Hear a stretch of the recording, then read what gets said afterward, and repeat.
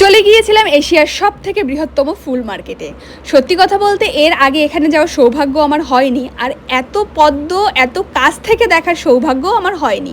হয়তো বা একটা দুটো কিনেছি, কিন্তু সেদিন এখানে যাওয়ার পরে ফুল দেখে জাস্ট মাথা খারাপ হয়ে যাচ্ছিল। সকালবেলা হাজার হাজার ফুলের দোকান আর হাজার হাজার পদ্ম। আমি এখান থেকে সেদিন 300 থেকে 350 মতো পদ্ম কিনেছিলাম, মানে বান্ডিলে কিনেছি বলে মাপটা এক্স্যাক্ট বলতে পারছি না, বাট 350 হবে এটা শিওর।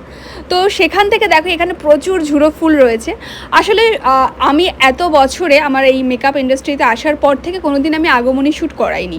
তার কারণ হচ্ছে গিয়ে ওই একটা কাশফুল ধরিয়ে দিয়ে সাদা লাল শাড়ি পরিয়ে একটা চোখ এঁকে কাশবনে ছোটাছুটি, এরকম শ্যুট আমার কোনো কালেই পছন্দ ছিল না।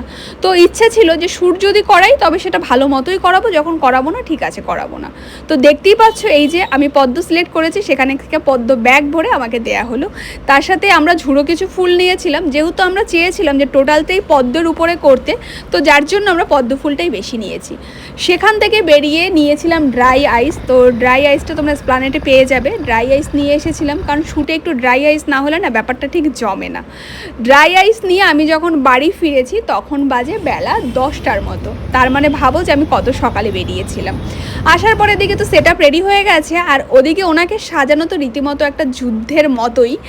সেটা আমি তোমাদের সাথে পার্ট বাই পার্ট শেয়ার করব পুরো ভিডিওতে।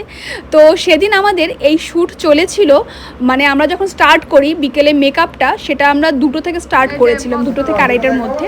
আর যখন শেষ হয়েছে শ্যুট তখন প্রায় বাজে রাত 11:30। কতখানি এনার্জি নিয়ে যে কাজ করতে হয়, আর বিশেষ করে বাচ্চাদের দিয়ে কাজ করানোটা না আরোই বেশি চাপের। ওরা একটুতেই তো জানো যে এমনিতেই যে পরিমাণে চঞ্চল, সেখানে ওরকমভাবে একভাবে স্থির করিয়ে মেকআপ করিয়ে বসিয়ে রাখাটা এটা আরও বেশি চাপের। আর ফুল সেট আপটা আমরা সেদিন জিমিদার স্টুডিওতে করেছিলাম। জিমিদা আমাদের অনেক হেল্প করেছে, সাথে তো বাবা মা, কুণালদা, ভাই, মৌমিতা, মানে একটা টিমে আমরা এতজন মিলে কাজ করেছি।